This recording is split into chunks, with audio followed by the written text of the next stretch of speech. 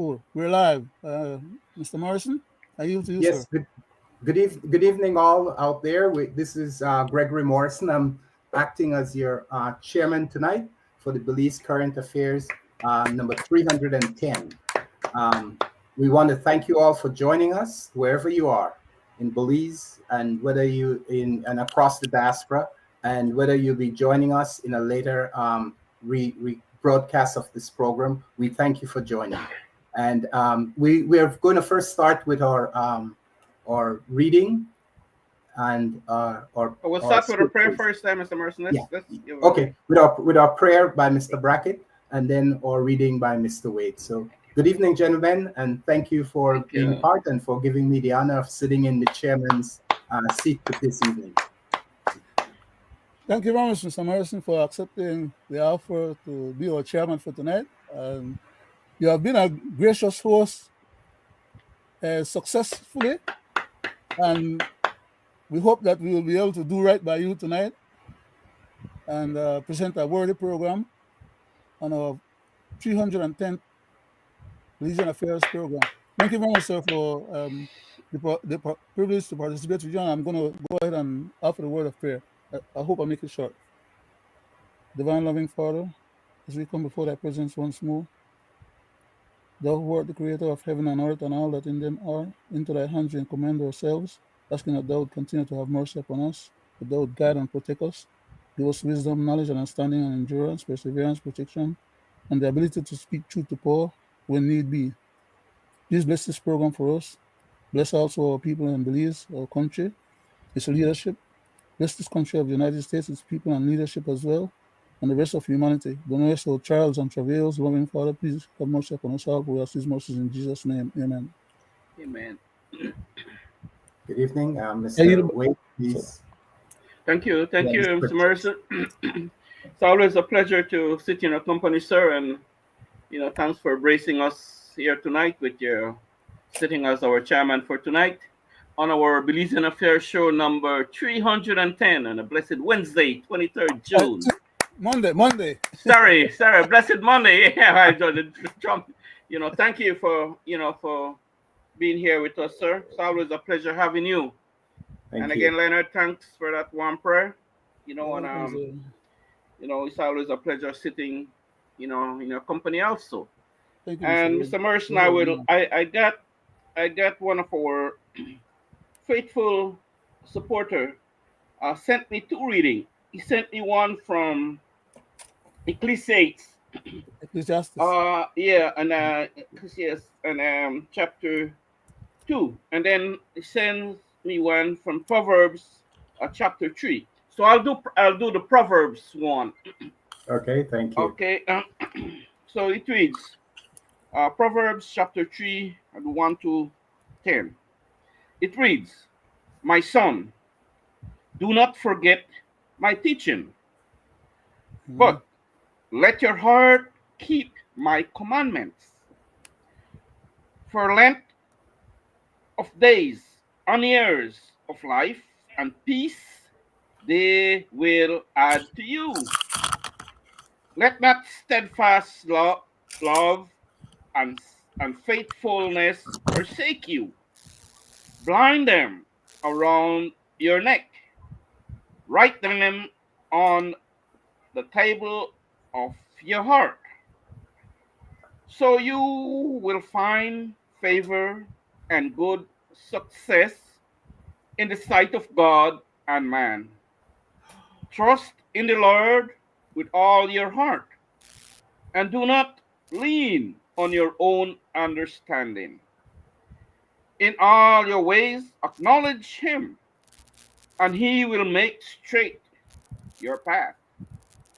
Be not wise in your own eyes. Fear the Lord and turn away from evil. It will be healing to your flesh and refreshment to your bones. Honor the Lord with your wealth and with your first fruits of all your produce. Then your barn will be filled with plenty, and your vats will be bursting with wine. My son, do not despise the Lord's discipline, or be weary of his reproof. Amen. That's my reading. I took Thank you. the Proverbs one that the right, so I read the Proverbs one. And thanks Thank you. to that faithful viewer and supporter, Mr. Morrison. So back to Yes. you, sir. Yes, good evening. Thanks again. Sitting in tonight is a little different for me. I probably is going to not be following the regular program how it's normally run, but I wanted to just talk about a few things. As we look at the world today and what's going on, it seems very troubling. There seem to be some hints that probably there'll be a ceasefire and um, probably less people will be harmed and killed and maimed and such as the days and hours move on. We're hoping that somehow there will be that, and that both Israel and Iran and the United States and such will look in the direction of peace, because that's what the world really needs, you know. And I also want to point out Amen that to that. Mr. Gregory Brackett will be joining the program a little bit later on this evening, and we're expecting him. And in saying I wanted to look at a little direction change, I wanted to kind of have us mull over some of the issues that I think are important for Belize, for the world, and it's how to grow the Belize economy. We often talk about a lot of different things in terms of politics, some of the things that hold us down, some of the things that the corruption, the miscarriage of justice we see that sort of hampers the development. But I would like to sort of throw out there and get some participation and on what are some of the things that could help the Belize economy grow. What are some of the sustainable development programs we could adapt as a country? That looks at some of the resources we have that could be used to our advantage for our national development. Because Belize have wealth, Belize have lots of resources. We have a very capable young population. I think probably about 60% of our population is under 35, and so there's great opportunity and potential for us to start. We need to look in that direction with definite, otherwise we're going to suffer some severe hardship if we don't. So we need to kind of figure out how to utilize the resources we have and the population we have to make our economy and our country develop. And then what is our role in the global economy, and how to claim our spot? There's a place there for us. As I said, we have tourism, we have natural resources, we have arable land that we could be developing to agriculture for products to be sold across the Caribbean and even into the United States. And then we know that definitely one of the areas and agenda to make those things happen is to have power generating capability. And so what can we do? Belize is actually way behind even countries like Grenada. Not Grenada, I'm thinking Grenada probably, but definitely Barbados, which have a Mhm. much smaller population than Belize in power generating capacity, and significantly so. So those are some of the things we need to make sure that we have reliable power generating capacity and increased power generating capacity. And then also, in tying all this together, we need to kind of just understand what a progressive constitution for Belize would look like. We're on the road right now with the PCC to reform our constitution and such. But what would truly a progressive constitution for Belize look like? So if we could sit and kind of bring some of these ideas and get some participation, and also just throw the idea out there so that people start thinking about these issues in a greater way and a more comfortable way, we will be able then to kind of find some of the answers we believe that would push Belize forward into the century, 21st century that we need to be progressive as we look at issues and technology like AI and all these generative capability. We realize that if we don't, as a nation, as a people, start stepping into these issues in a meaningful way,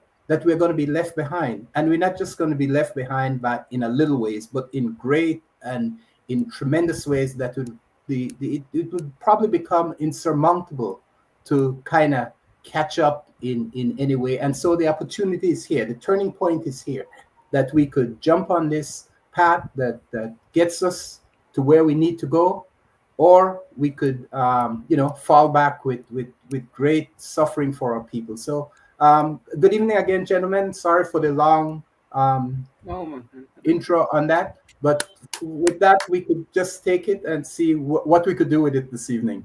So thank you. And Mr. Wade, would you like to? Sure, Mr. Chairman. Very, very interesting topic. I come from let's talk about agriculture. I was born in the deep south, 17 miles away from PG Town, on the San Antonio Road. And in those days, we used to have the thing called marketing board. PG Punta Gorda is the Toledo then area is used to produce rice, right? Rice, that was the main. And I tried to see where we went wrong, right? I could remember we used to have the government, the agriculture department, help the farmers with mechanized farming. They send their tractors down there and help the farmers, open the fields and all that, and give them a helping hand, right? And then the farmers, they produce their rice and they take it to the marketing board, and everybody was happy. So I say, if they would have just increased, put more money, more love, more interest, more priority. But what they do, they swept all that off the poor people's feet, right? Look at where we at, 2025. Great things could happen because we have the technology and we have the farmers, we have people want to do, right?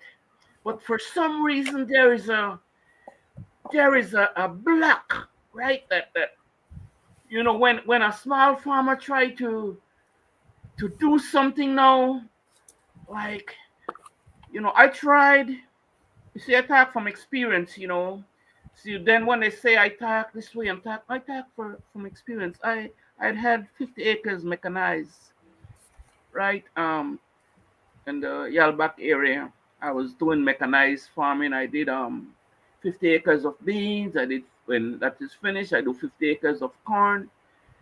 So I watch now who manipulate the farming industry, the agriculture sector. It's the Mennonite with the help of the government, right?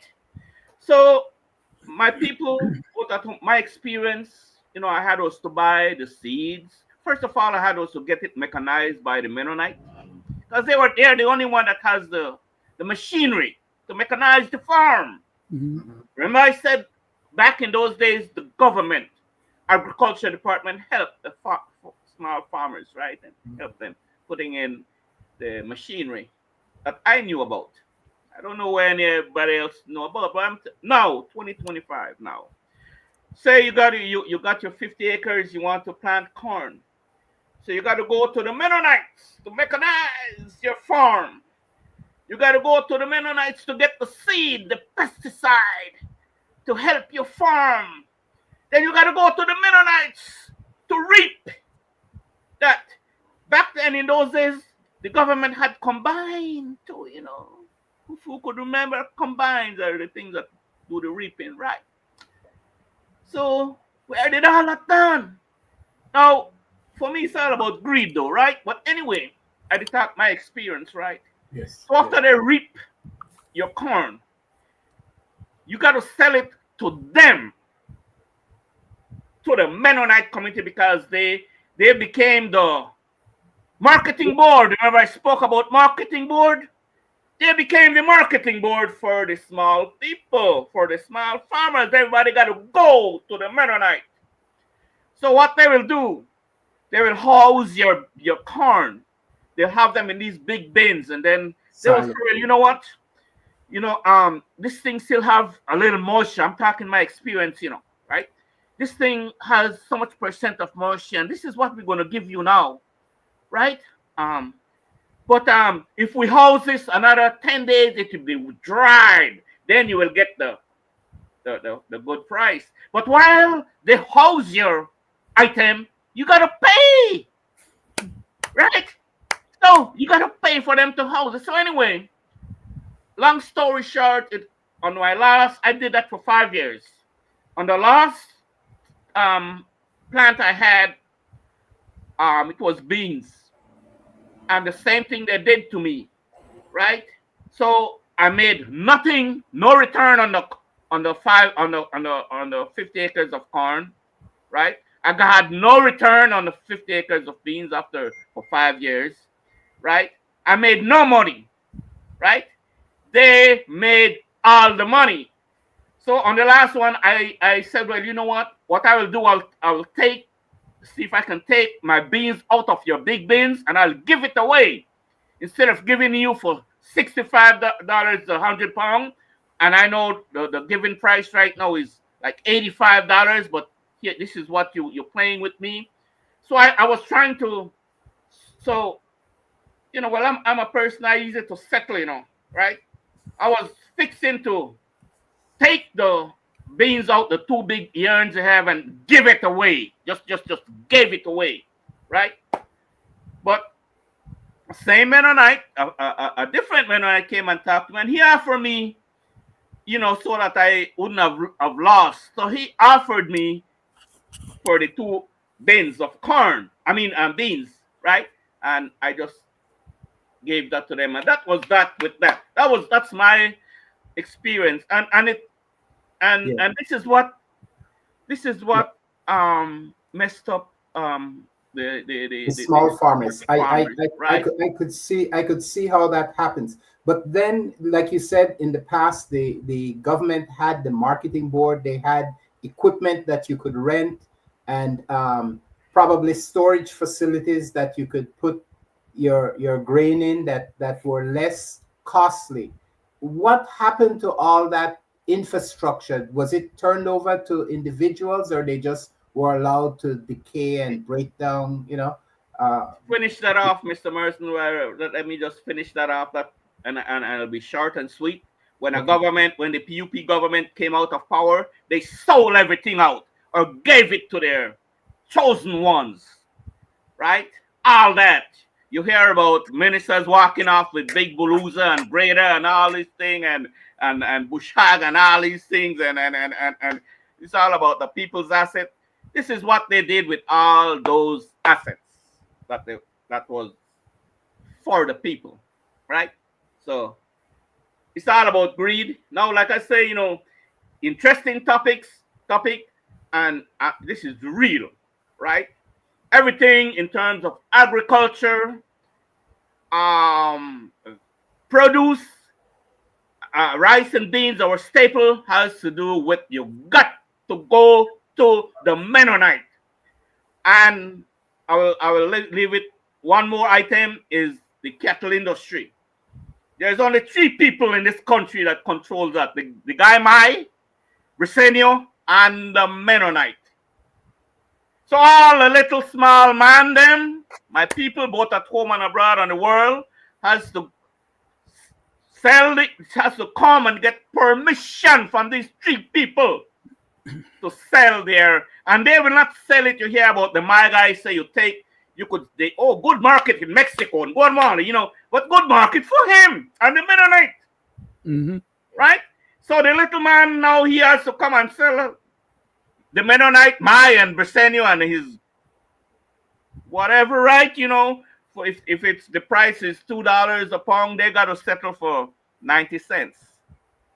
This is what these people do to the poor people now, and you're out there, oh look, it's good, and it's so sad.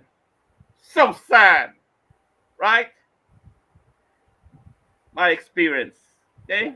Well, thank you very Back much, to you. Mr. Wade. Mr. Brackett, do you have anything to? Yes, sir. I'd like to contribute a little bit. My issue is that the government, or at least the present one that we have in place, has lost its way in terms of what the Green Revolution that Mr. Price used to talk about. These guys, the only Green Revolution they know about are the green bills. Okay? The money. And when I say green bills, I don't mean Belizean money. Okay? Let me just be specific and get to the point. I'm talking about the greenback. Because that's the kind of thing when they're trading and when they actually depositing for their account, not always in Belize, but in foreign accounts, such as in Mexico, Guatemala, Honduras, Houston, and many other places in the States. Okay? That's what's going on. It's all about fattening themselves, family members and cronies, off of the treasury of Belize, the assets, the patrimony of the Belizean people, and the sweat and the brow and sweat and tears of the Belizean people. Like Mr. Wade mentioned earlier. It's not just with the Mennonites that do that. The government officials, them, look at what they did with that gentleman who plant the carrots the other day. Then left the man carrots in the field to rotten, while they gone ahead and give contracts for outside people bringing stuff from Mexico, just because they could make only money off of it. They don't worry about the man being able to make money off of eating carrots. They never give him a chance as one Belizean product. That's what they do over and over and over. They have no goodwill towards the people and country. It's all about them stuffing their guts with as much possible gains, and then they go and suborn the people when they're ready to go back again to the election to make them vote them back in for another 5 years of the same shenanigans over and over and over. Now we have the UDP as a mass party too. They used to do some of the same shenanigans then too, but not as bad as the PUP do, because the PUP have control mostly of the cane farming people in the north, who are their strongest supporters. And yet then chance them people, and they make BSI chance them people. Then people have to get their land, clear their land, plant their land, put the banana stuff on the cane, spray their land, okay? Cut the cane afterwards, truck it to the place, and then when it's time for them to get paid, they get a leave part of the pay up front, and then later on when the cane get processed and the sugar gets sold, then they get the leave back pay, like they used to call it. But the bottom line, they don't even get when they're due or when they're supposed to get. They don't make the profit when they could have make or should have make. Why? Because the government signed contracts with ASR, BSI, so that ASR and BSI have the majority of the cane farmers them over a barrel. You produce for somebody else come in and reap the sweets, and you just keep on producing, and you become what we call modern slaves. That's what it's all about. The people that try to make a hustle, try to make a living, and the government is not facilitating them to be able to do so. They could be, like for example, with vegetables, and Belize could be producing carrots. It could be producing tomato. We could have a thing like one tomato paste company or other processing company. Look at what Burkina Faso leader they do right now for your people. It will look after your people and your country. Belize don't have nobody with any kind of mindset that will look after them people and country. They look after them oneself. The people when they talk about todos ganamos, have their family, friends, and other people with have their associates. They're not thinking in terms of the real interests of the public at large or the population at large and how to increase the economy. Right now, for example, tourism. When tourism dropped through the hole right now, what we have left to back way up? They don't look forward to that alternative. They don't think that might ever happen. And if it happens, they don't have to worry about tourism because, like Mr. Weir said, they have the cattle industry. 3 people in the country run that. And when you want to sell your cattle, you can't sell it abroad on your own. You have to go through them because they have the permitting and the connections to be able to get the licenses to process the stuff to send it abroad. So you sell there, you raise your animals, and then you turn around and sell there for less than half of what they actually get on the market. So they end up to get more than you all the time. The same thing with BSI, ASR. Then they get more than what they can use than they get. Then they deduct all of their expenses. Then they get their profit.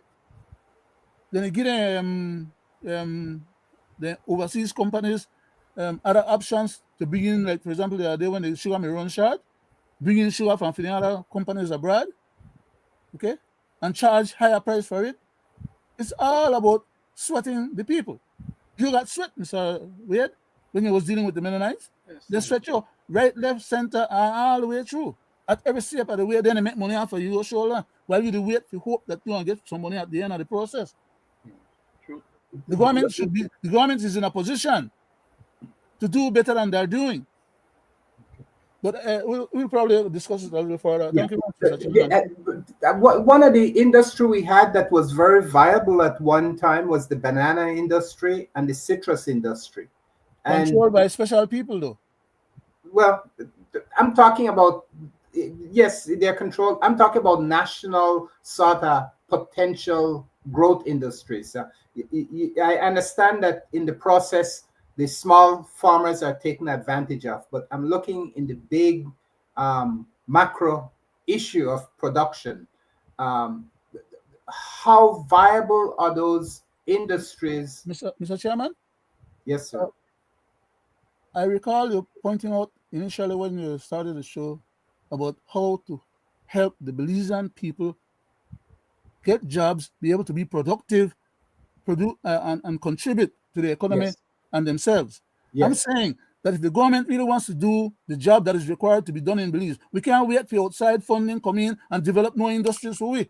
The government have the ability and the resources inside.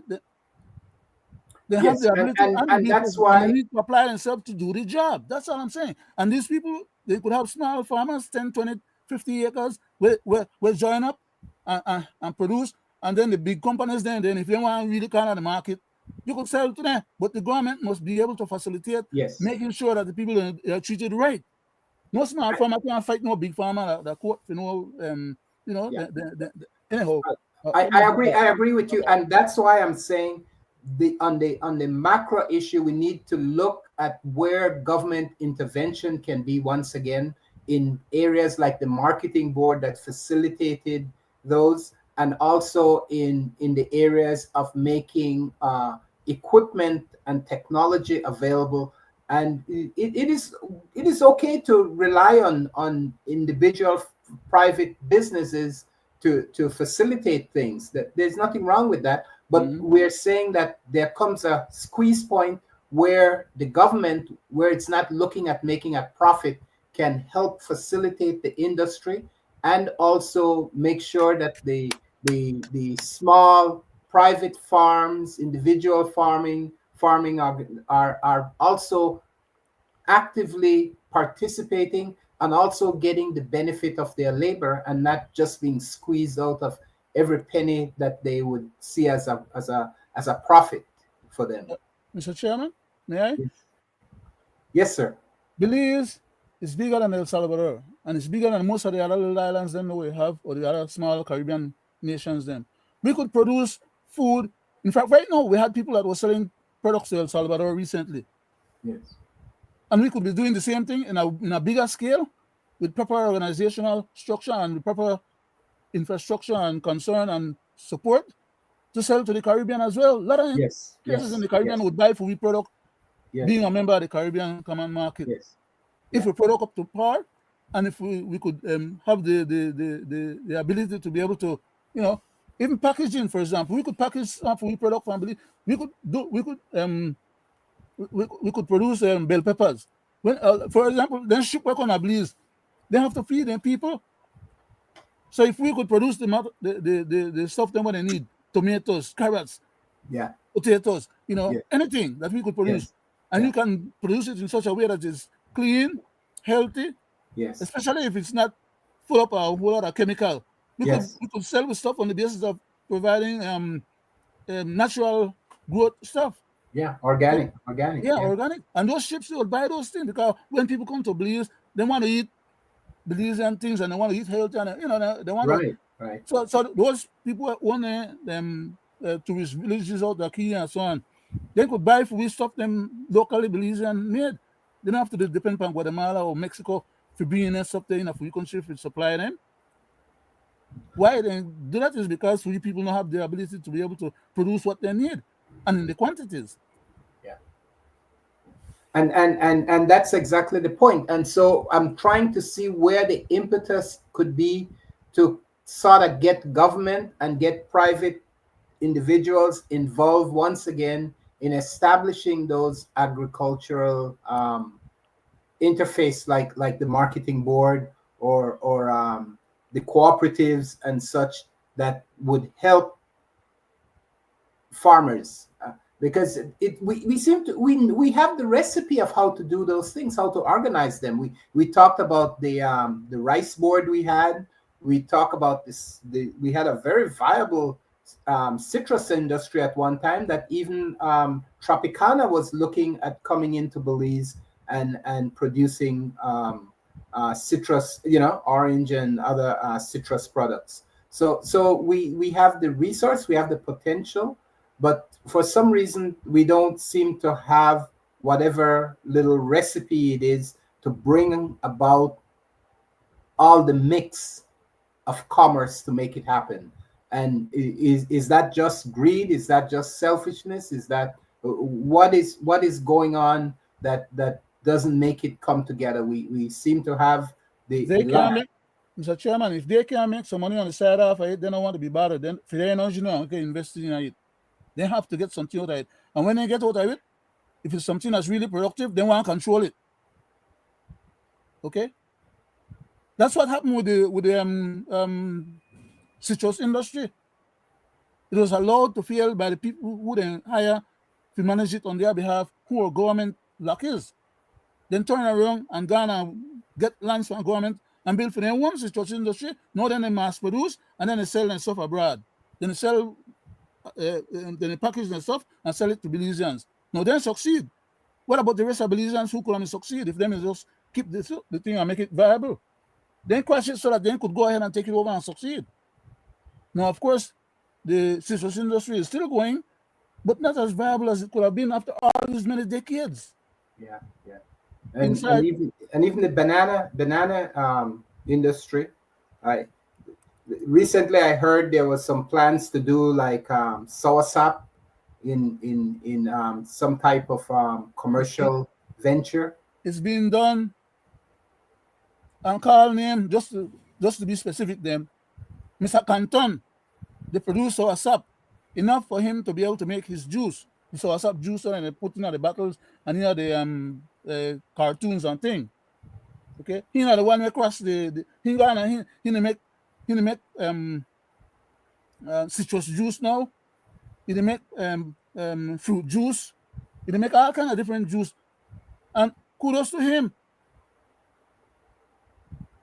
More Belizeans need to be involved. He can't just hire the people and bring from across the border to support his endeavors, and the rest of the people in the country born growing Belizeans, none they get nothing to survive for, or no jobs or no nothing. That chance and it take chance of people.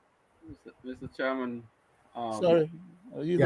Sorry, Mr. Chairman. Mr. Yes. Mr. Chairman, and my people both at home and abroad,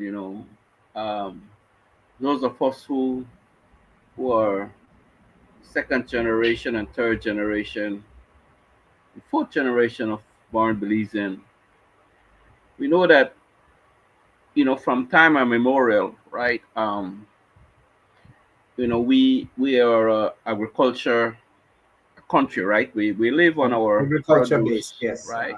Mhm. And it's so sad to see that George Price days, may he rest in peace, the Dean Barrow days, the Musa days, and up to now, not one of them stand up in the house and say, well, you know what?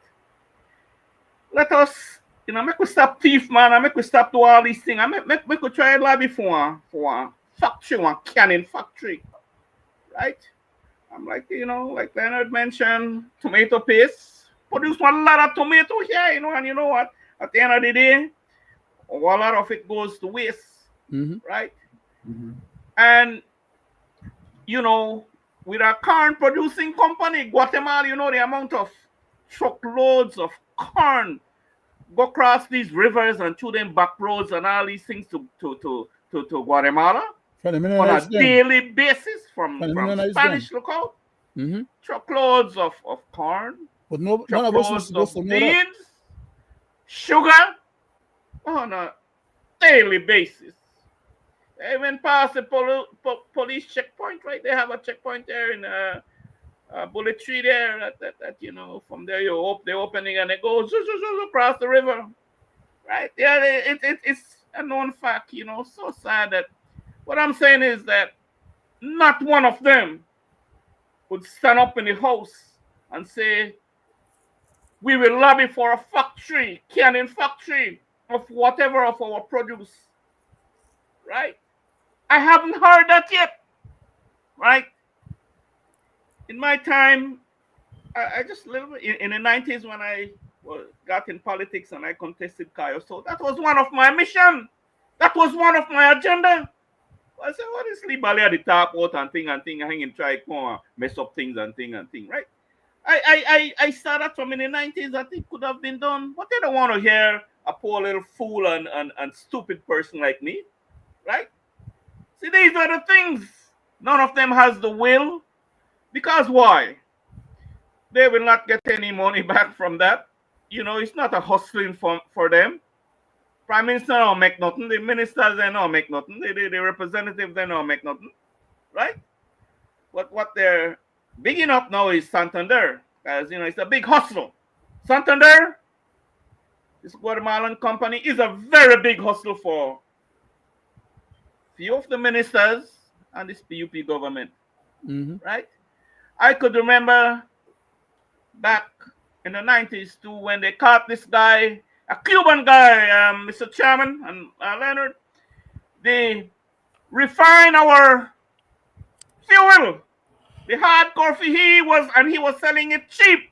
You know what they did with that guy? They arrested him, charged him, and then Dean Barrow came and said, you know what? We will make sure we have our own refinery. This guy had the technology, had the know-how, right? But he didn't mess up things, right? He didn't mess up things. No hustling in that at the then Dean Barrow government, right? This guy had the technology. You used to drive through Motomaro there in the little back road there and buy your 5 gallon of Diesel. refined diesel, Diesel. right? That was, how little do we forget, right? But what I'm saying is that, we have, things could happen in this country. Better things could happen, right? We don't need to be, we shouldn't have been here paying $14 a gallon for regular gas, right? When we ship it out our own soil, right? When that guy had the technology, right? But all I'm saying is that, these leaders that we have been having, it's all about greed, and it's one cycle of leaders in this country. One cycle, one close nutshell of them. Nobody from outside now. So my thing is that, Belize, Mr. Leonard and Chairman, right? Belize will never go ahead. Will never go ahead Belize will always be suction in this little vacuum here, how they have us, because none of them have the will and the want to do better for our Belizean people and this country. Well, it's all about robbing our country and sending their monies out of the country to different banks where their people, their close friends and family could live better, their grandkids and their kids could live a good life. I'll just show, and I'll leave it, pass it back to you right now, Mr. Merritt. I could remember, may he rest in peace, Mr. Ralph Fonseca, right? Because I go way back to, with these people. His son died in a traffic accident. May he rest in peace, too. He was like maybe 23 years old. This young man died with, I think, $3 million in his bank account. Did not work a day. Ralph Fonseca's son, may they all rest in peace. I'm just showing the type of people. No kind of want our poor Belizean people to prosper. Only one little nutshell of them want to. Well, anyway, so sad. And I know they talk nothing foreign. And it's sad. What really goes on in this country is so sad to see how our people are living in this country when things could be better. Thank you, Mr. Wade. You made a lot of good salient points on those issues. What we talked about the agricultural base that we have. We talked a little bit about the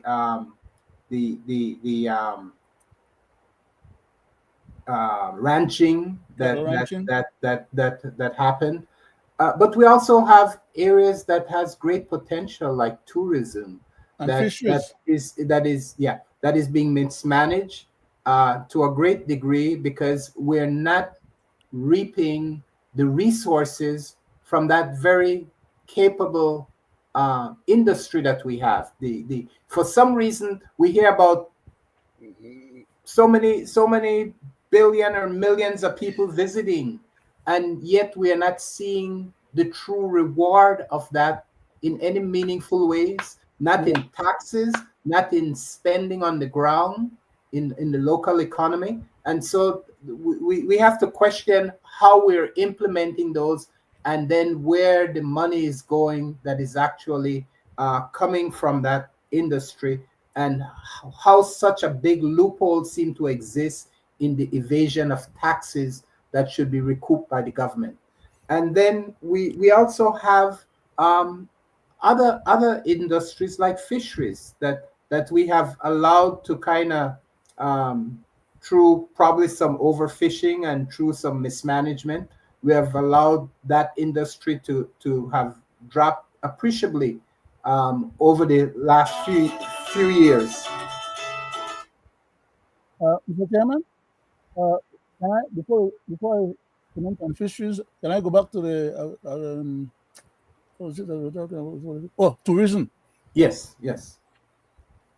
When the tourism started to bloom in the middle 80s, early to middle 80s, Belize was doing, okay, I would say Belizeans was doing fairly well in terms of getting bits and pieces of the pie. The boat people they used to tender, and they used to bring the... Good night, gentlemen. Good night, Mr. Brackett. Yeah.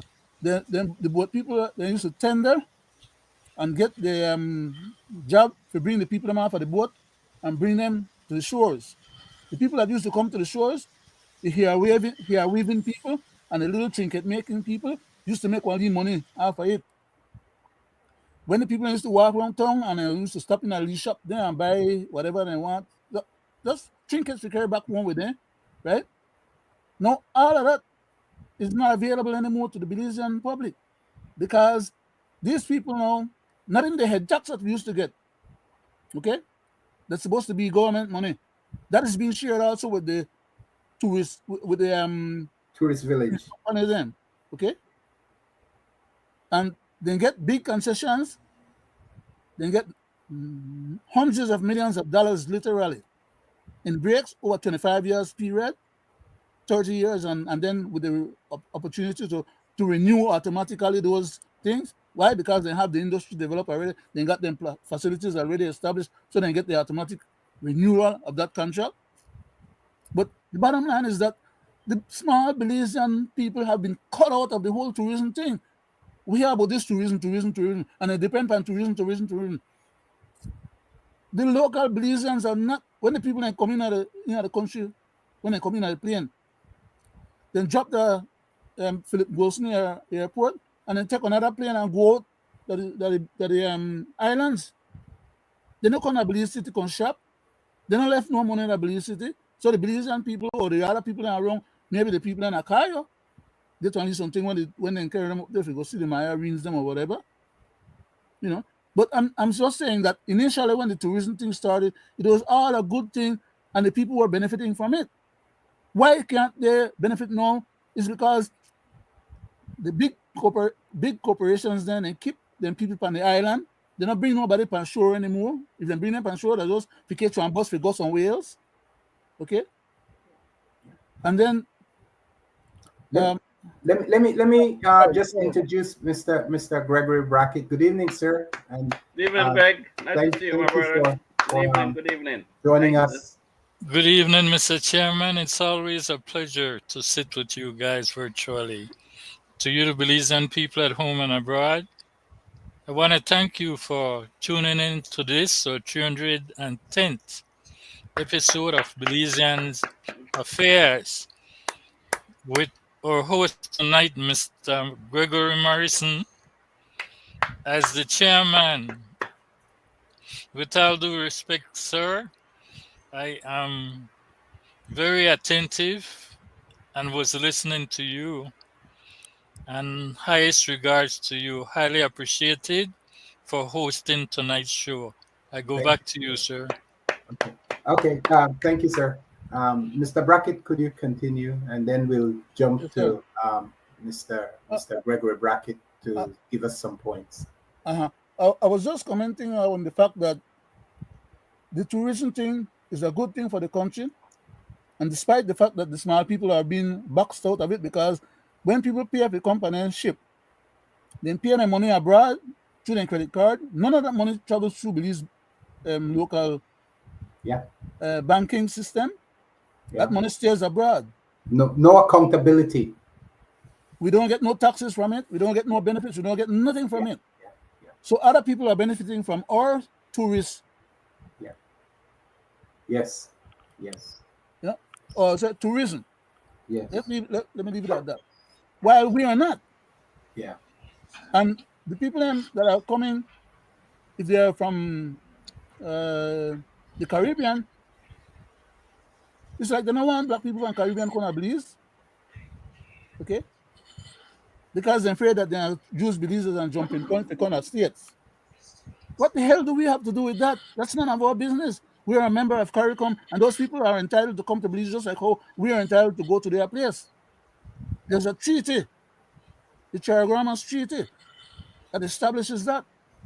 But for we government is so hard up trying to curry favors with foreign entities or powers that they're prepared to step on we and keep we down to make they could hobnob with these people to get to at least drink every once in a while in their presence. That's crazy governance. That's not governing on behalf of your country. We should have sell food products to Central America, to the United States. We could have sell products to the islands then. Yeah. All we have to do is just get about doing it. But if the government can't control it in terms of personal individuals inside the government who can, like right now, they look for take over. They want chance the people out of the transportation thing now, then they come up with all kind of reasons why. When in fact, we have always had buses that are breaking down. The new Florida buses, and they broke down too. You know, here nobody say, well, get rid of Florida. Well, Mr. Brackett, we do need to look at safety as a real issue. We just recently, there have been some deadly accidents on the road because of bus operators. We have seen safety issues where bus burst into flames and stuff. So we do need to consider the fleet that we have. We see Florida buses and they kill people, then they knock down people and kill people. Then they drive reckless. Then they do the same thing the other bus drivers they've been doing. Yeah. My point is not so much that the buses are good or bad or whatever. I'm saying there's no justifiable reason for any government crony or politicians I to agree. take over the bus industry, corner the whole market, and then take it over, Yeah, I agree. and then get the money to take it over from the one social security funds that is supposed to be there, come out of we hard labor, then they waste on it, Thank and you. then they come along like novellas now, novellas 2.0 now, and capture the whole damn thing and go right back again. It's the same shenanigan over and over. Wherever there's some money to be made, they want to have control of it, and that's my problem. Yeah.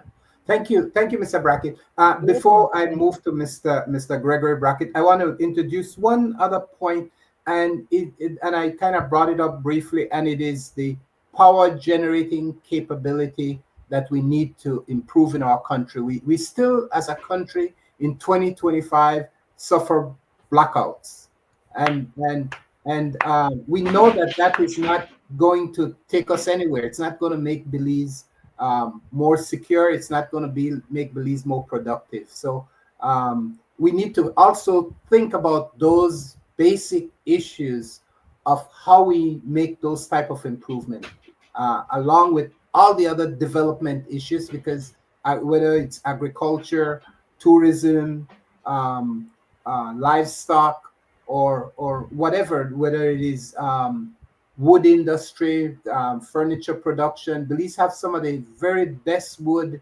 in the world at the moment, and we can start looking at some of those type of areas. So, Mr. Gregory Uh, Brackett, could you? uh, can I add Yeah, something? sorry. What you're saying Yes, just now?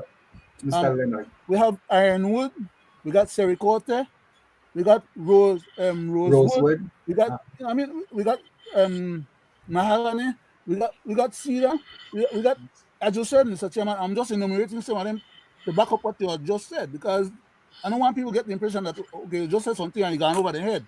yeah. Okay. I yield back, sir. Yeah. Thank you very much, Mr. Gregory Brackett. Thank you, Mr. Chairman. I will start by answering the questions to what my good cousin is saying, tourism and all the wonderful wood. But I want to say this, the wood you're speaking about, sir, is what we used to have. We don't have them no more. See, we are at a time where in the past, Well, sir, everything we probably don't have them in the same quantity to Quantity. ship out, but we have them that we could use them in our local industry to that make refined furnitures and that stuff. might be so, sir. Yeah, yeah, But I want to take it back to let the people at home and abroad understand where I'm coming from. In the past, Belize had abundance. And because of abundance, past governments were cutting and shipping, not thinking about trying to replace. Mm-hmm. And we have shipped more than we have put past. Until now, like my good cousin is saying, we end up with tourism, which was also abundance until COVID came. And what happened? We start falling. But who is to blame for this? Past and present government who has not used the opportunity economically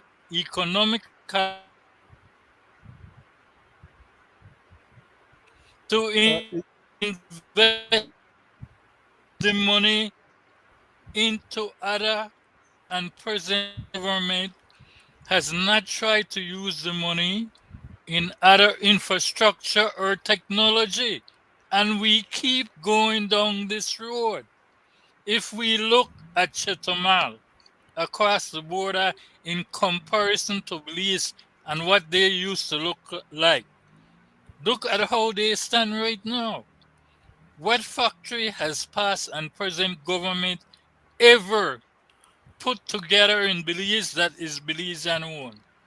None. We're dealing with a past and present government, and I hate to say it from my belief. I will say there was only one man that run this country, and I will call his name Mr. Esquivel, who did not see Belize for money in his pocket. All the rest, I'll put it as that, because we got nowhere. Belize has not reached up to the standards of where other country is in the world today. We have misused our abundance without replacing. And this is what we have today. That is why I think the government is so afraid of UNCAP. They are so afraid of technology because with technology come changes. And with technology, there will always be proof there in black and white. So you cannot do what you are doing. But as I said, Mr. Chairman, it has to do with past and present government not wanting to economize on the abundance that we have. Because if I go back to a couple years, I want you to hear what the foreign minister had to say. And this goes for both sides. So he's not speaking about nothing new because both party was aligned with this person that he will call. I think that you hit the nail on the head, all right? Let's really stop and ask ourselves, what is this all about? Let's assume, for example, that I were to not represent Michael Ashcroft. You think Michael Ashcroft would stop? You really think that if I am not representing Michael Ashcroft, he will say, oh my God, Mr. Courtney is not representing me, I better go home because I can't collect this? Believe me, Michael Ashcroft is the most tenacious litigator I have ever come across in my professional life, and I don't believe for a second that it is because of me that he's able to do the litigation. The litigation would continue. The point is this, as you highlight. We have a government that is about to tax the Belizean people again. We have a government that is the most corrupt on history. Look at the land transactions in this country and nobody has collected the money. Look at how ministers have enriched themselves. We have proof of electoral fraud by the government of Belize. We are compiling the list to show Belizeans, all those people who were unlawfully and illegally made Belizean citizens who are now on the voters' roll. That is something that the government is trying to distract Belizeans from. And I can tell you, the People's United Party is on the path to ensure that the people remain focused on the real issues that are at hand.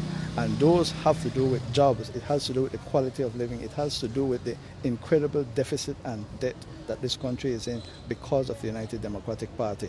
Those are the issues that Belizeans are interested in, those are the issues that affect Belizeans, and those are the issues that we should be talking about rather than some personal, vulgar, nasty name-calling by the United Democratic Party against me. Can you believe this? You So know, why isn't The unelected he one. speaking about that today as we are speaking? A bunch of Now rascals. imagine. I tell you, these guys. I Mr. go back to you, Chairman, Mr. Chairman. sorry. yeah, that was an interesting point that he concluded on the debt we're in, and I think we could all be thankful for the And People's United Party for clearing up that debt and reducing that debt and setting up the blue bond. But then they went right back and have created more debts and bigger in than before. unaccountable ways than again. So the people don't seem to be able to getting a break in this at all because all they did was reduce the debt, increase the debt. And we haven't seen much for it because all we see is bloated contracts, more contracts going to cronies and friends and families For the kickback. that is not providing any benefit to the people of Belize, and we just have to bend around and look at the aviation contracts that were given out. We just have to look at the Who was the Minister of Aviation? the painting of the city council building, a building that certainly, as you look at it right now, it doesn't look like it needs painting for another 5 years. It's just about the big hustle, Mr. Right? Chairman. That's all So going on. we do recognize that part of it, of what's going on, is corruption. And for that reason, I want to just jump on one thing. My last point that I wanted to talk about, in envelope of everything else, is how do we in Belize adopt a progressive constitution that looks at all these issues that harms us right now, and a Mr. Chairman? constitution that's truly involving the people and in the benefit of the people, and not a constitution that would put our people and put us apart from each other and become punitive to the people. The constitution is generally a document that limits and restrains the role of government, not the people. And so we need to see what truly is a constitution that would serve the people of Belize. In all this, sorry. in all this, please go ahead, Mr. I'm sorry, sir. I'm sorry for interrupting you so many times just now, but I was trying to get your acquiescence for me to make a comment on the last tape that was played with Mr. Before we change the subject, no? Yes. Because everything that gentleman was saying there just now, 90% of it was perfectly to the point. The other 10% is a issues for debate for him to be corrected on, because he made some unnecessary deleterious statements that didn't comport with the facts. But I give him his 90% on the other things then as being right on the head of the nail, nailing the facts. So these guys know what the hell is right and wrong and what's supposed to be done, but they don't care. So long as because he got his Mr. Ashcroft had get almost $1 billion out of we call for through the two parties, okay? And Mr. Mann was litigating for him, for Mr. Ashcroft, in some of those contracts. And Mr. Ashcroft not paying all the money until he got paid by the government. And his task when he came into the government in the last cycle that they were in was to look over the Prime Minister's shoulder and to make sure the Prime Minister gathered that money in order to satisfy that debt with Mr. Ashcroft. That's when he left. He left after all that was satisfied. So that he could get his money. So the fact that he knows what's right and wrong, and that he could work on behalf of Mr. Ashcroft, it's all about getting the money. It's about payment. I don't have a problem with the man wanting his money because he's been stiffed, right? So however that works out, that's all right. My problem is that they could come out here and bullcrap we and tell we all kind of nonsense and go into the Senate and tell we that if they don't want to answer the questions in the Senate hearing, he as the lead senator that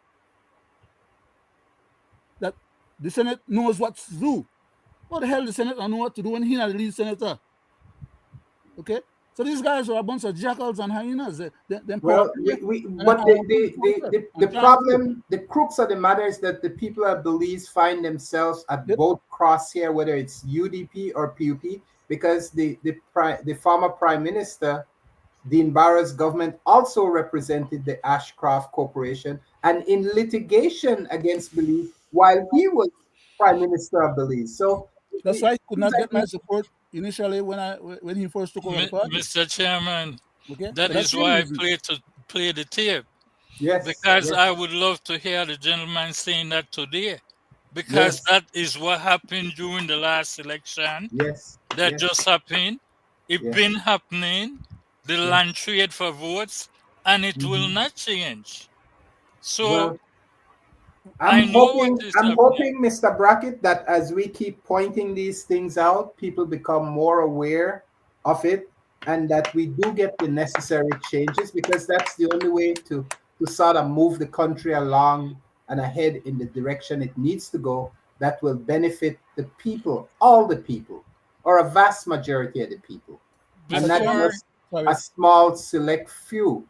Mr. Chairman, sorry. Go ahead, before Greg. you change the subject, just as the last part of what we were speaking about, how can we move this country forward? I have said it before, and Mr. Wade can back me on that. I have said that anyone who looks at economy and economics would know that all countries around the world is run by its taxes that it collects. And I specify that because our past and present government is giving away so much concession and not collecting tariff from importers, that is what makes it impossible for Belize to run. They cannot run the Neutralization. country and cannot pay its debt.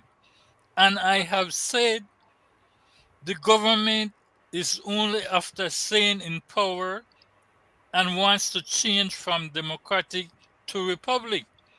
Because if you recall, this is the same government that said just before the election, any employee that is making less than $30,000 don't No have to pay taxes. taxes. Lie. So how can you run the country on that?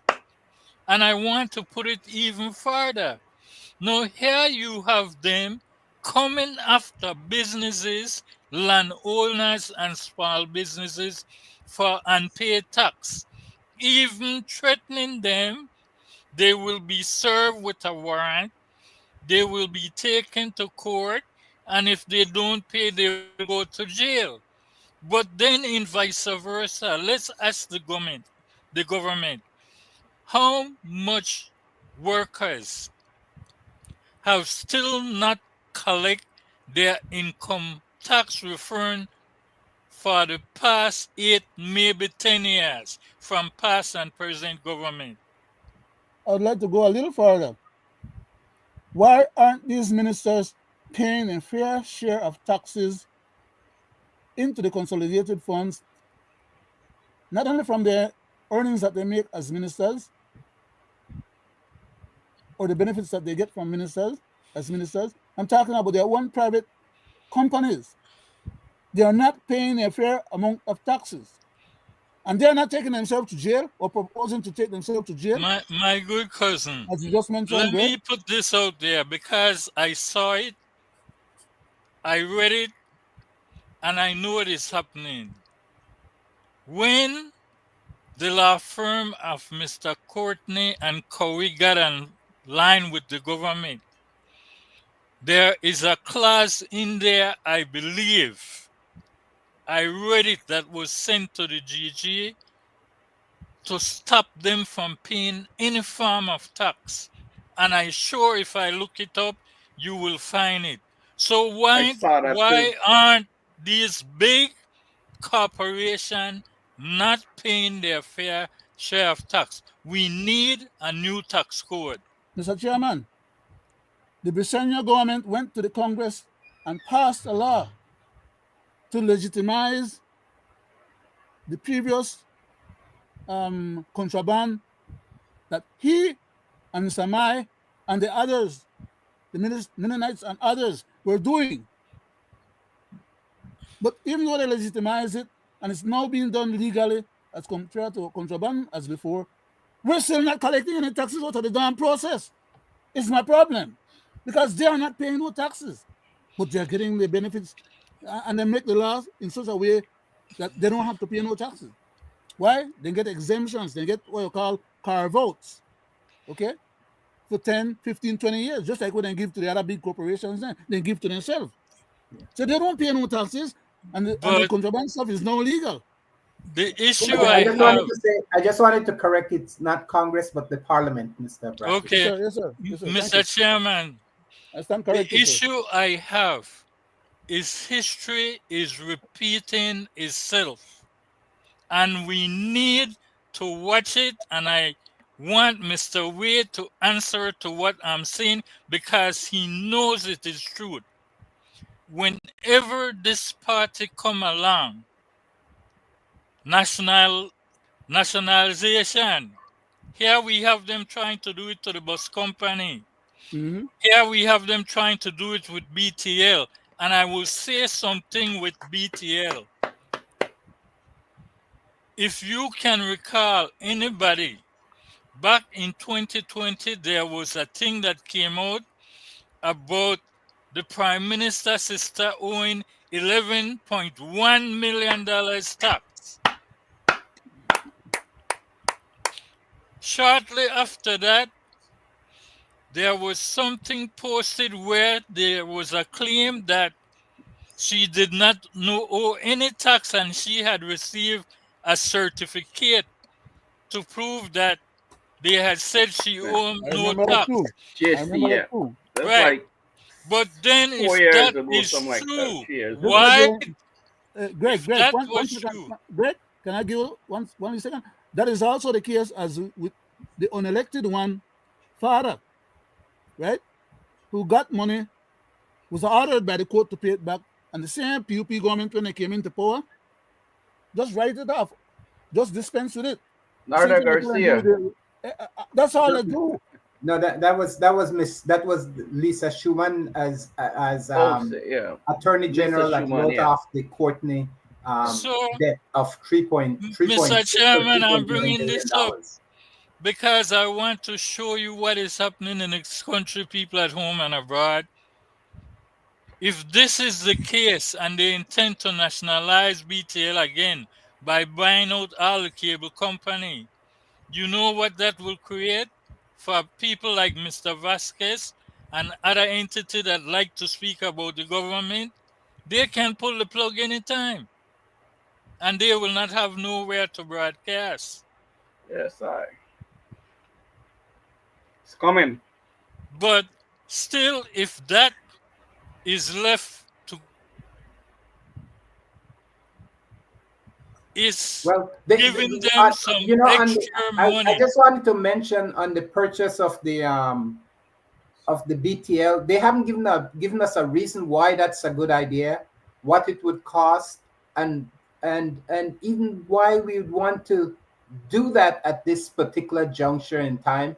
And My you mentioned a significant issue where there's tax owed to the government, and if this purchase is allowed to go through at this point, what happened all to that those is taxes? gone. You The see? people money is gone. Yeah. But not only that, Mr. Chairman, corporations cannot run if they are not competitive. Always remember that. Well, If we some don't have industry can have a monopoly, and I don't necessarily. We have operated with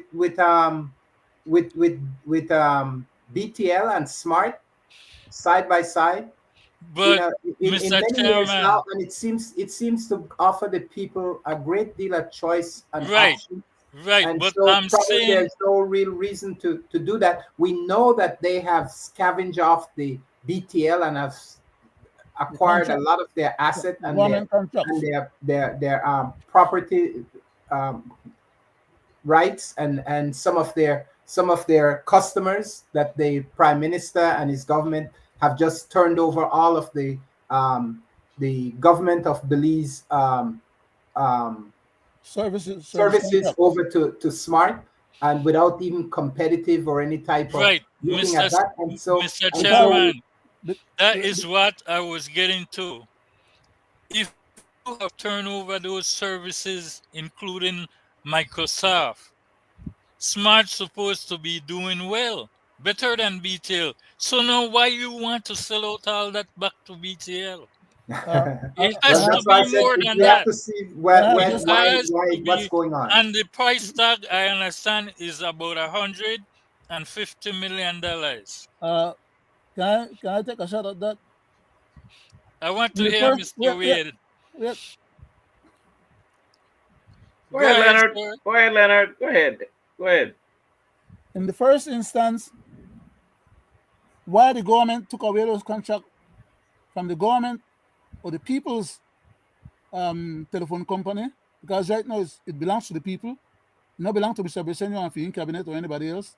It belongs to the people of Belize constitutionally. But they have a constitutional super majority that they can actually make those changes and take that back out of the constitution. Okay, So listen to what I say clearly, because it makes a difference.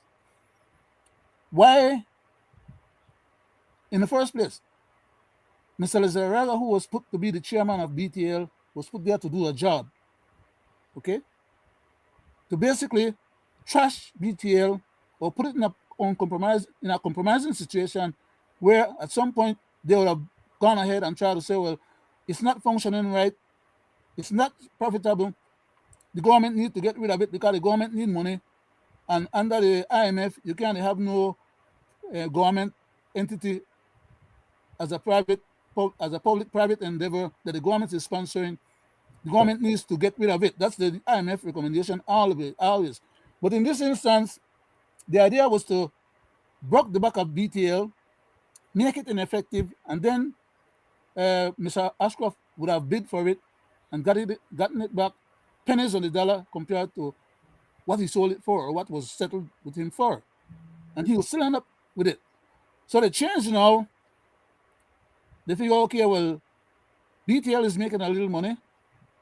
So if they could consolidate and make them buy up the smart company for an overpriced situation, they will get their money up front, and then they will still be able to come back later on and buy back BTL when they are forced to sell it because the government needs money and the IMF will not give us no money. And as a part of the condition, they will turn around and sell BTL to Mr. Ashcroft, which will include both smart that they now pick up or would pick up, and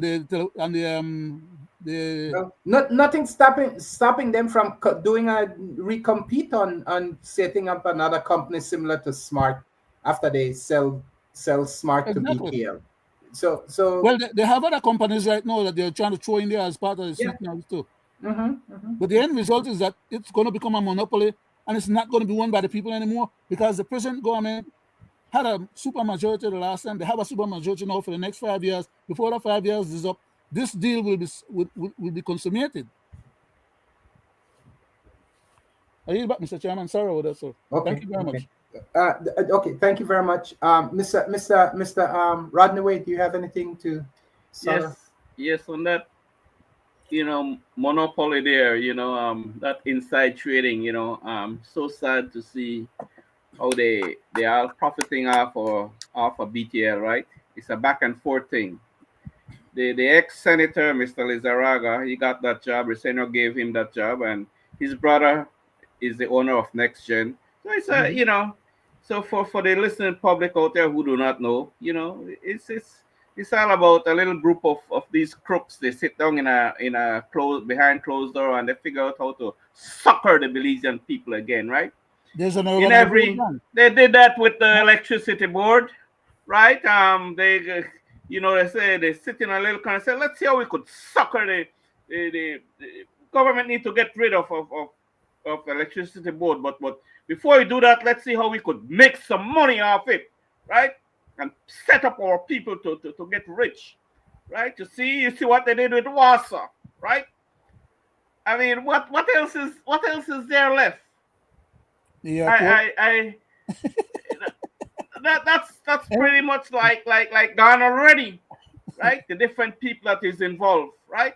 At the end of the day, these people is set claim, right? What I'm saying is that, I can't even, find the words to call these guys, right?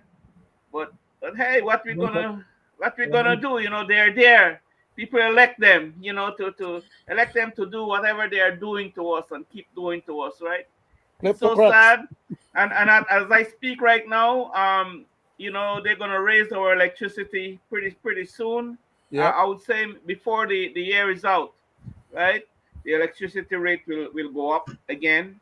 Yeah. Well, that was one of the points I was saying. How do we make sure we increase our power generating capacity? But I know we're getting near the end of our program, so I'm just gonna go over to. You still have about 15 minutes, sir. Mr. Chairman, I will answer that for you if I can. But before I do, Mr. Wade, here in Belizean affairs, we always say that these people do what? Tell on themselves. On each other. Tell on themselves. Yeah, tell on themselves. The situation we're in right now with the teachers, I want to go back so the people, this is a reminder. We find the actions of the Deputy Prime Minister and Minister of Education despicable. That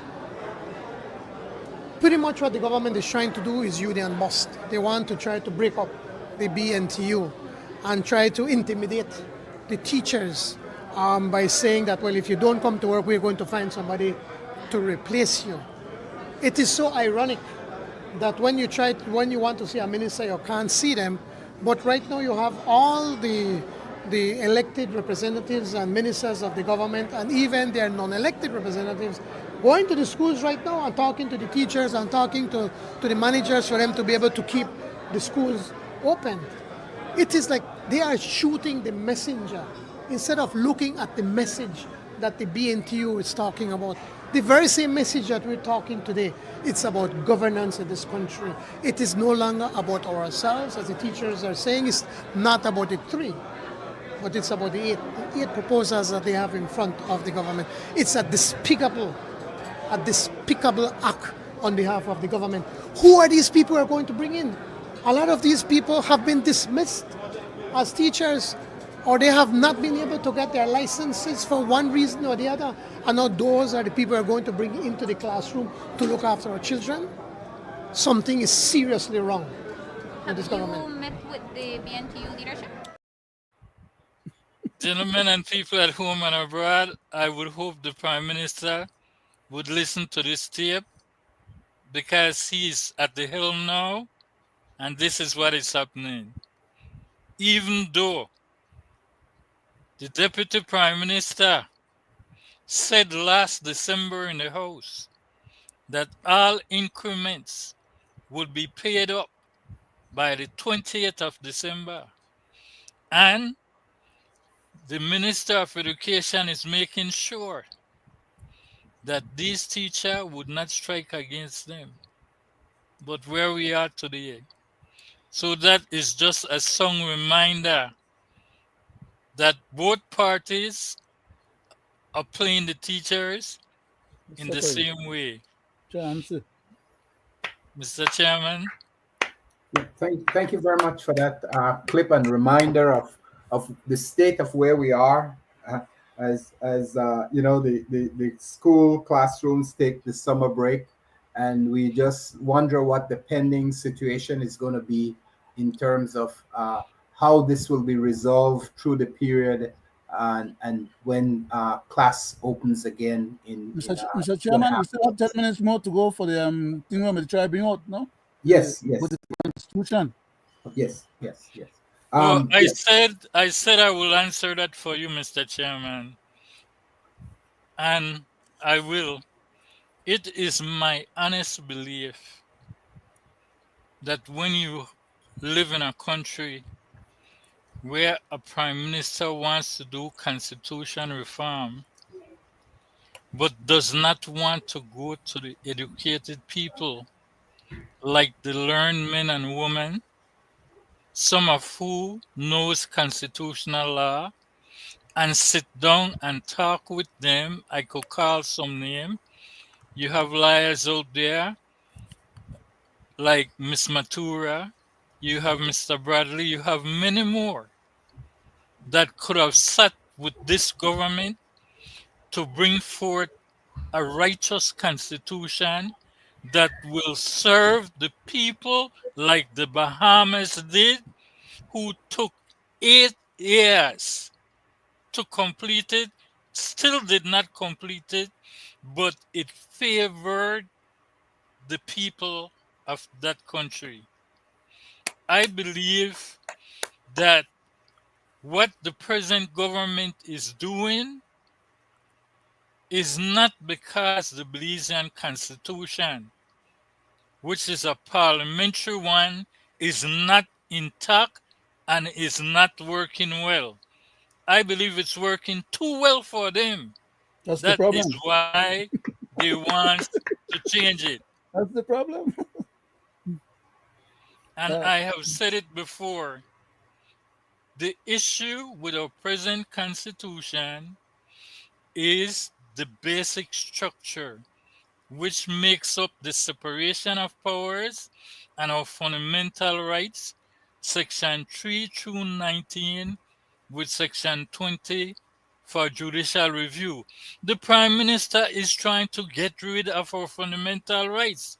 You can see that by him trying to implement the 13th Amendment in violation of Section 13 of our Constitution, which gives you the right to freedom of expression, to assembly, to join any trade union or any party you want to.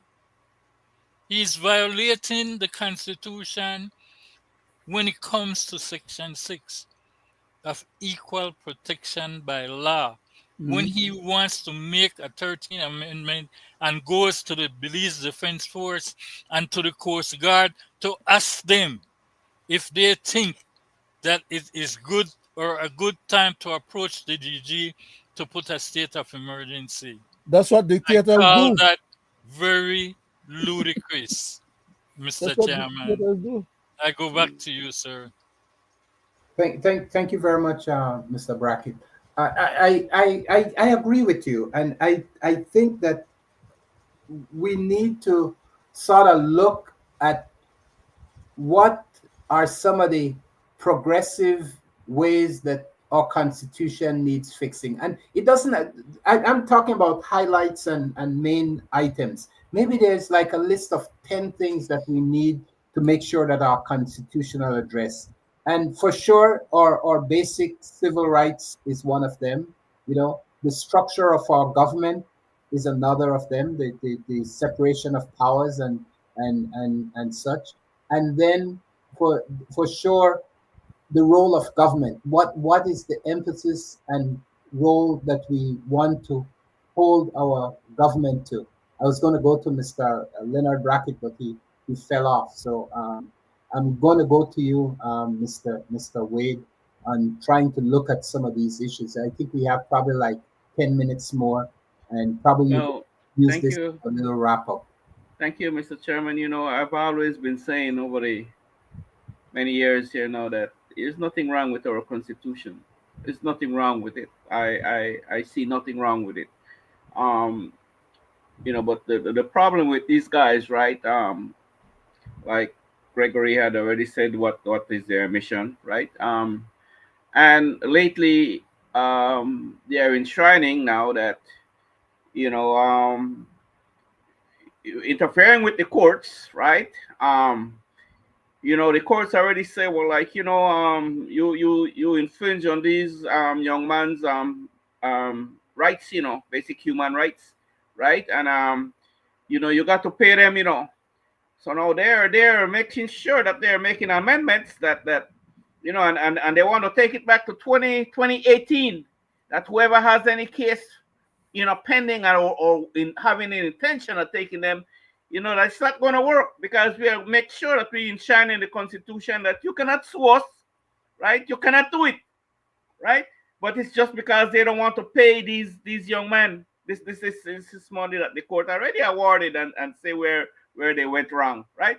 So they're finding a way now and bastardizing the Constitution, right? But what I would really like to see quickly, I'm sure they put in the Constitution that we have an Senate,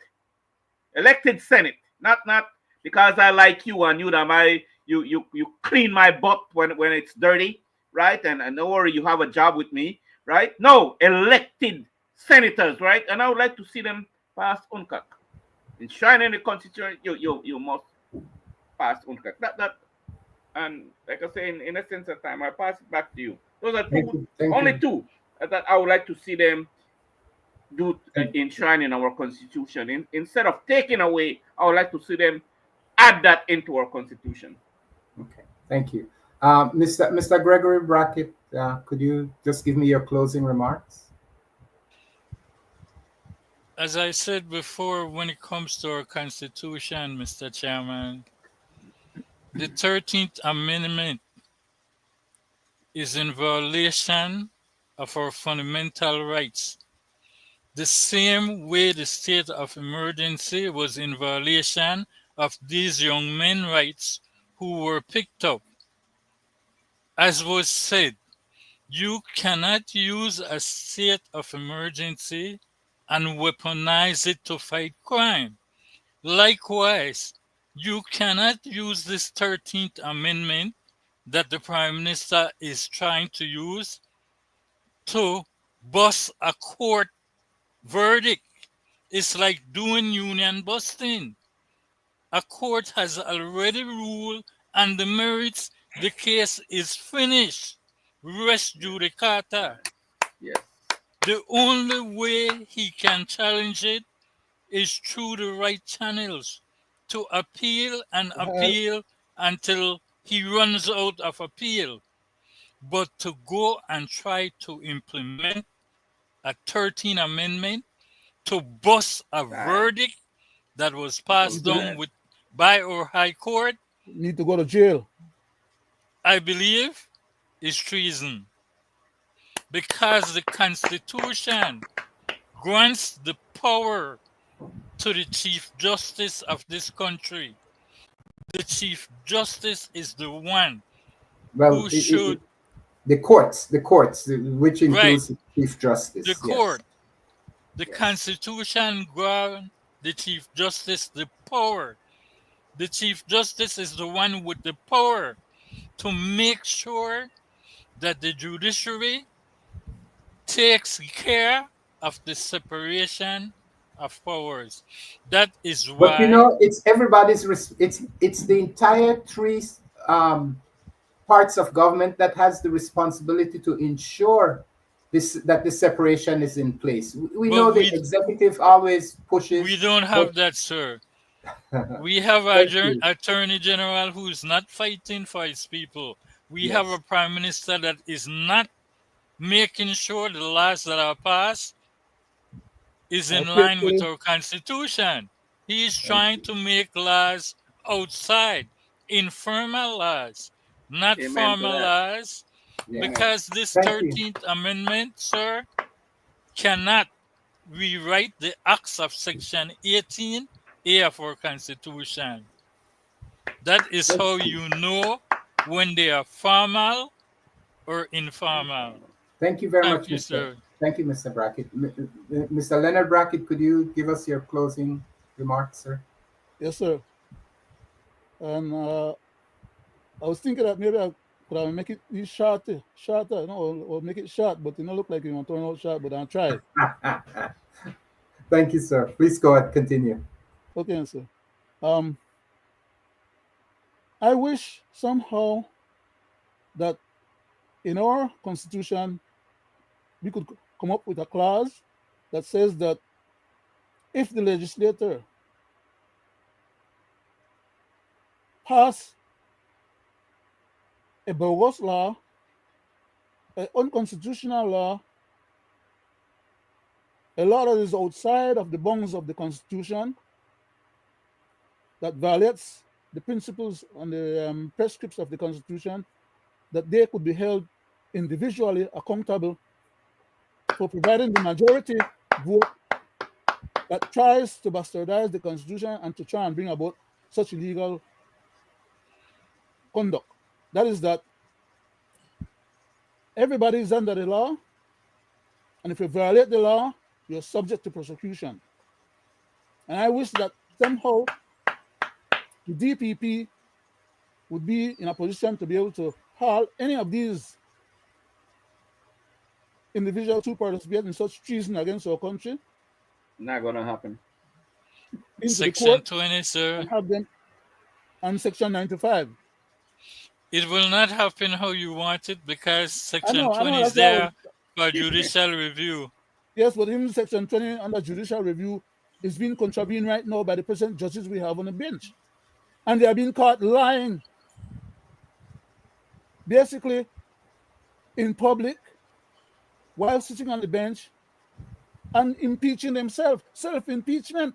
Nobody have to come and tell me or say that them they commit a crime against the Constitution or they violate the code of ethics, judicial code of ethics, which they are obliged to abide by in order to be in good standings as a judge.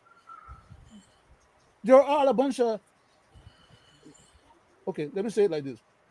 they're all colluding to act as scofflaws, and the judges are exculpating them with devious, conniving rulings that has nothing to do in terms of the comportment to what the Constitution requires.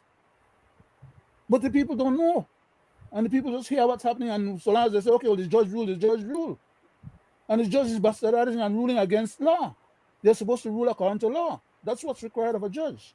But, Mr. Chairman, I really don't need to steal more of your time right now because I see you up against the time, and I presume that you have a little closing to do yourself. Yeah. So I'll just leave I'll call my comments kind of outrageous in the minds of the Belizean people. Thank you very much, Mr. Brackett. And just in concluding, I want to say thanks to everyone that has joined us this evening. But I wanted to also point out that Belize has great potential. It has a robust opportunity at this point to develop its people and its economy, and to ensure that we live a decent and good life. The opportunity exists. What we need is government that will adopt policies and principles that are consistent with what our needs are, what our development needs are. We need to look beyond individual greed and such, and look in a national perspective that will ensure that. Mr. Chairman, there is someone. Let me just give me say a prime minister could not exercise the sovereign powers of the judiciary in a system which a separation of powers. The judiciary is meant to be independent of the executive branch. Equal branch. Yeah, and that definitely is the case, and that is what some of the points we are making, that we do need to have and maintain that separation of governance between the executive, the judiciary, and the executive, and so by maintaining that, we ensure that each one holds its own and question and the proper functioning of our government. And so with that, I want to say good night and thank you all for joining us this evening on this 310 episode of the Belize Current Affairs. And so thank you very much, Mr. Chairman. I thank you all, and please join us next week, Wednesday, or this week on Wednesday, and then again on Friday. And please share us whatever comments you have on what's going on in your heart and in your thinking on your concerns about Belize. Thank you and good evening. Thank you, Mr. Chairman. With that said, good night to you, the people at home and abroad. We thank you for tuning in, and those of you who watch our show after, again, thank you for tuning in.